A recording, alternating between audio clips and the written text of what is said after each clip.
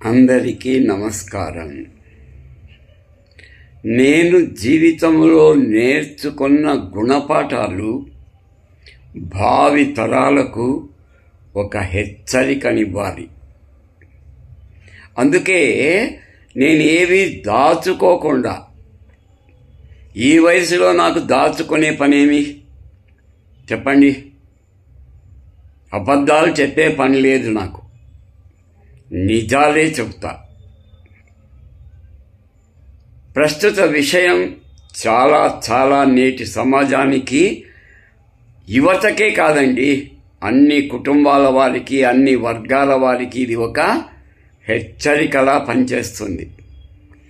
జీవితంలో మళ్ళా పొరపాటు చెయ్యకూడదు. సార్ చెప్పినటువంటి పొరపాటు మేము చెయ్యకూడదు అని హుషారుగా, జాగ్రత్తగా ముందడుగు వేస్తారు మీ జీవితంలో. అదే అప్పు చేయడం. సప్త వ్యసనాలు తెలుసు కదా. 7 వ్యసనాలు మనిషికి ఒక్కసారి చుట్టుకున్నాయంటే అవి చచ్చే వరకు వదలవు. అది తాగుడు కానీ, వ్యభిచారం కానీ, జూదం కానీ. ఈ దురలవాట్లు ఒక్కదానికొకటి ఫ్రెండ్స్, క్లోజ్ ఫ్రెండ్స్. ఒక్క వ్యసనం ఉంది అంటే 7 వ్యసనాలు ఉన్నట్లే. అయితే నేను చెప్పబోయే అప్పు 7కి మించినటువంటి వ్యసనం. 7 వ్యసనాలు చేసేంత అపాయం నేను చెప్పేటువంటి అప్పు చేయడం చాలా ప్రమాదకరం.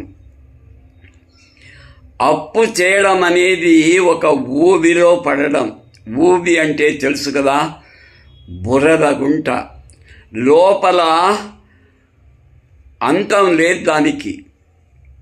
ఏదైనా జీవి అందులో పడ్డా, ఏదైనా రాయి కానీ వస్తువు కానీ పడ్డా పాతాళంలోకి వెళ్ళిపోతుంది.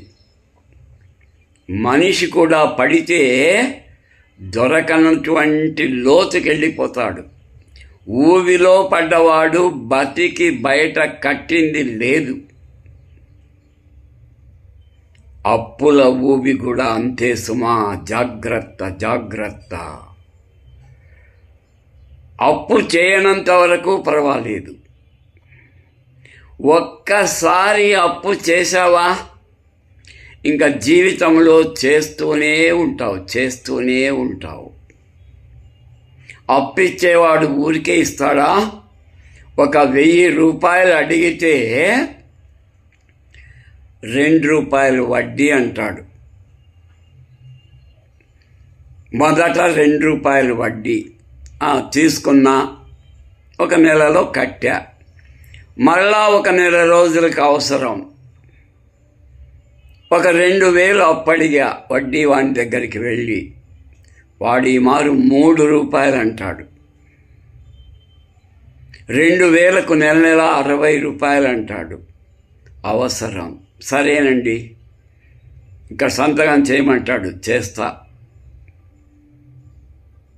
కట్టలేదనుకో, వాడు ఇచ్చిన సమయంలో కట్టకపోతే మనిషిని పంపిస్తాడు. ఆ మనిషి ఇంటికొచ్చి కూర్చుంటాడు. రావయ్యా, సేట్ పిలుస్తున్నాడు, వస్తాను, నువ్వు పా. లేదు, నా వెంట రావాలి, పద, నడు. అయ్యా నువ్వు అలా ముందుకు వెళ్ళు. లేదు, నా పక్కనే రా అని పట్టుకొని వెళ్తాడు. అక్కడికి వెళ్ళాక వాడు, ఏంటయ్యా చాలా చెప్పావు, ఖచ్చితంగా కడతా, మీరు చెప్పిన తేదీ కన్నావు, ఏది ఎక్కడ? సర్దుబాటు కాలేదండి, ఇంకో 2 రోజుల్లో ఇస్తా. సరే, వాడు నీ ఇంటికి వచ్చాడు కదా, వాడికి 100 రూపాయలు ఇవ్వు. 100 రూపాయల? అవును, వాడికి కూలి, వాడు బాకీ వసూలు చేసేవాడు. నేనివ్వను జీతం వాడికి, నీవే ఇవ్వాలి ఈ 100 రూపాయలు అని ఇప్పిస్తాడు. ఇంటికి వస్తాడు. 10 మంది చూశారు. అవమానం. మరొక్కరి దగ్గరికి వెళ్ళావు, 5,000 అప్పడిగావు, వాడు 4 రూపాయలు వడ్డీ అన్నాడు. సరే అన్నావు, సంతకాలు చేసావు. వాడు వడ్డీ పట్టుకొని ఇచ్చాడు, చేతికి 3,000 వచ్చింది. ఆ 3,000 తీసుకెళ్ళి పాత బాకీ వాణికి కట్టావు. అంటే 3,000 అప్పు పోయి 4,000 అప్పు అయింది. ఇలా ఎన్నని చేసుకుంటూ వెళ్తావు. అప్పు తీర్చడానికి అప్పు, అప్పు తీర్చడానికి అప్పు, వడ్డీకి చక్రవడ్డీ, వడ్డీ పైన వడ్డీ.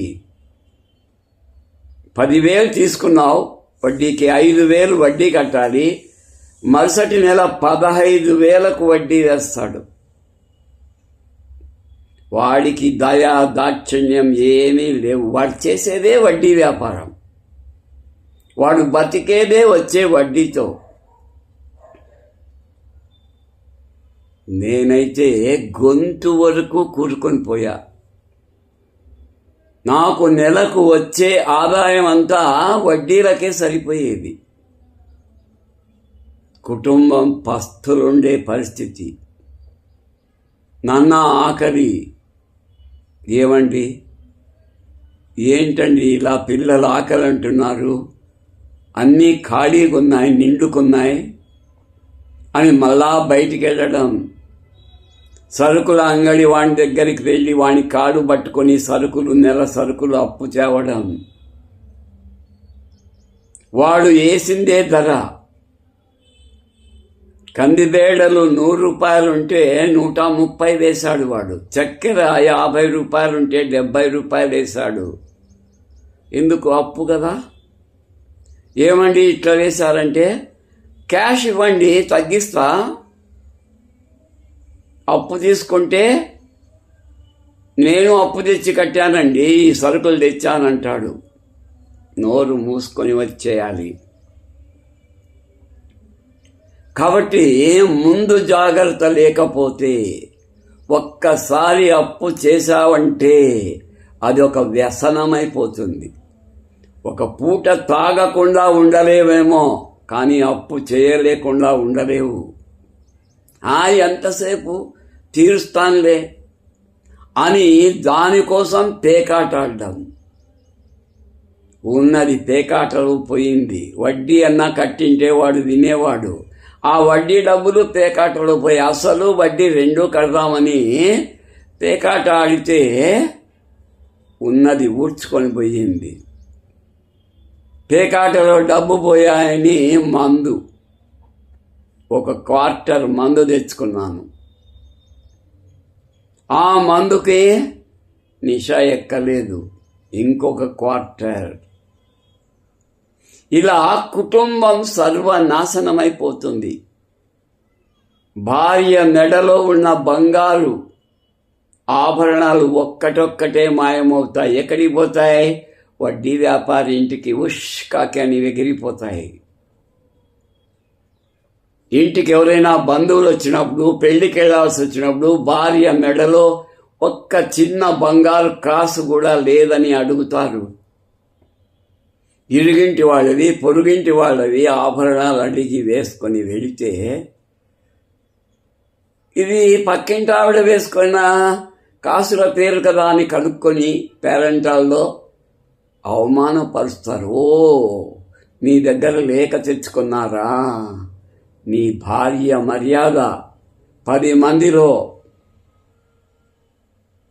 కొట్టుకొని పోయింది, గాలికి కొట్టుకొని పోయింది. ఇలా జీవితం చూడండి, ఒకదాని వెంబడి కష్టాలు చుట్టుముట్టుతాయి. అప్పుల ఊబి అన్నా, ఇంకా చెప్పాలంటే సుడిగుండం. అప్పుల సుడిగుండంలో పడ్డావా, ఇలా తిరుగుతూనే ఉంటావు, చివరికి పాతాళానికి వెళ్ళిపోతావు. కాబట్టి సుమా జాగ్రత్త. అప్పు చేసి పప్పు కూడు తినకండి. ఈ మధ్య ఫంక్షన్స్ ఏమండి వాళ్ళ ఇంట్లో వాళ్ళ అమ్మాయి హాఫ్ శారీ ఫంక్షన్ అంత ఘనంగా చేశారు. మనం 500 మందిని పిలవాలి, స్టార్ హోటల్లో ఇవ్వాలి, క్యాటరింగ్కి ఆర్డర్ ఇవ్వాలి, ఫుడ్ షామ్యానాలు వేయించాలి, కలర్ఫుల్ లైట్స్. ఎందుకు వచ్చినటువంటి ఆడంబరాలు? అప్పు చేసి ఆడంబరాలా? ఏమండి పక్కింటి ఆవిడ నెక్లెస్ 2 లక్షలంటండి, నాకు ఒకటి తెచ్చివ్వా. ఇప్పుడే నేను ఇబ్బందుల్లో ఉన్నా, 2 లక్షలు పెట్టి నేను నెక్లెస్ ఎక్కడ తెచ్చేది? మీ మొహానికి ఒక నెక్లెస్ కూడా తెలియదు. ఏదో మిమ్మల్ని చూసి ఏదో గొప్పగా ఉన్నారని, ఏదో పెద్దగా సంపాదిస్తారని మా వాళ్ళు నన్ను నీకిచ్చి బలి చేశారు, నా జీవితం సర్వనాశనం చేశారు. ప్రారంభం భార్యాభర్తల వల్ల కొట్లాటలు, అలగడాలు, పుట్టింటికి వెళ్ళిపోవడాలు. వీడు ఇంకా ఆడిందే ఆట, పాడిందే పాట, పేకాట, మందు, ఉన్నదంతా ఊడ్చుకొని పోతుంది. దిగజారిపోతాడు. తాగి రోడ్డు మీద పొర్లుతూ ఉంటే అరే వీడికేమొచ్చింది, పట్టపగలే తాగి పొర్లుతున్నాడు, థూ విధవ. అందరూ చీ చీ చీ చీ అనేటువంటి స్థితికి వస్తుంది బతుకు. కాబట్టి ఎప్పుడే కానీ నా హెచ్చరిక, ప్రణాళికాబద్ధంగా ఉండాలి. ఒక ప్లానింగ్ అంటారు కదా, ఉండాలి. మన ఆదాయం ఎంత, నెలకు మన వ్యయం ఎంత, ఖర్చెంత, ఎక్కడ వృథా అవుతుంది, ఎక్కడ మిగిలించవచ్చు, పొదుపుగా వాడాలి, పొదుపు చేయాలి. పిల్లల భవిష్యత్తు, పిల్లలు ఇప్పుడు 2-3 సంవత్సరాల వయసు, 10-12కి వస్తారు, పెరుగుతారు, ఖర్చు పెరుగుతుంది, స్కూల్ ఫీజులు, పుస్తకాలు, డ్రెస్సులు. 10th వస్తారు, ఇంటర్కి వెళ్తారు. ఇంటర్ ఎక్కడైనా రెసిడెన్షియల్ కాలేజ్, గుంటూరు, నెల్లూరు, విజయవాడ చేర్చాలి కదా పిల్లలను. ఈనాడు విద్య కదా ముఖ్యం. నేటి పిల్లలకు ఆస్తుల కంటే విద్య నేర్పించడం ముఖ్యం కదా. అప్పులు చేసి నా కొడుకులను గుంటూరులో చదివించా, చిత్తూరులో చదివించా. అప్పుల మీద అప్పులు. రోజువారీ వడ్డీ 1000కి రోజుకు 4 రూపాయలు. రోజువారీ వడ్డీ 4 రూపాయలంటే 4 3 12. 1000 రూపాయలకు నెలకు 120 వడ్డీ. సంవత్సరానికి చూడండి, అసలు కంటే ఎక్కువ వడ్డీనే పెరిగిపోతుంది. తస్మాత్ జాగ్రత్త. దయచేసి ఆడంబరాలకు వెళ్ళకండి. డబ్బు వృథాగా చేయకండి. చిన్న కార్యాన్ని పెద్దగా గొప్పగా చేయాలని, వాళ్ళెవరో చేశారని మనము పులిని చూసి నక్క వాత పెట్టుకున్నట్లు అవుతుంది. ఉన్నది ఊడిపోతుంది, జారిపోతుంది. ఏదో కొండ నాలకు మందేస్తే ఉన్న నాలకు ఊడిపోయిందంట. అలా కాకండి. నేటి యువకులారా, పెళ్ళైన తరువాత దురలవాట్లకు దూరంగా ఉండండి. ఎట్టి పరిస్థితులు వచ్చినా, పస్తులున్నా పర్వాలేదు, అప్పులు మాత్రం చేయకండి. అనవసరమైన అప్పులు, ఆడంబరాల కోసం అప్పులు, ఇరుగింటి పొరుగింటి ఎదురింటి వాళ్ళను చూసి మీరు గొప్పలకు పోకండి. ఉన్నదాంతో చేసుకోండి. మన పరుపు ఎంత ఉంటే అంత కాళ్ళు చాపాలి. మన దగ్గర 1/2 కేజీ గోధుమ పిండి ఉంది, ఒక 6 చపాతీలు వస్తాయి. 60 చపాతీలు రావాలి, 1/2 కేజీ కంటే ఎలా వస్తుంది? ఎలా వస్తుంది చెప్పండి? ఏ మంత్రం ఇస్తావా క్షు మంత్రకాడి అని? ఉన్నదానితో తృప్తి పడండి. లేకపోతే పస్తులైనా ఉండండి, మంచినీళ్ళు తాగి పడుకోండి. అప్పులు మాత్రం చెయ్యకండి సుమా. తస్మాత్ జాగ్రత్త జాగ్రత్త.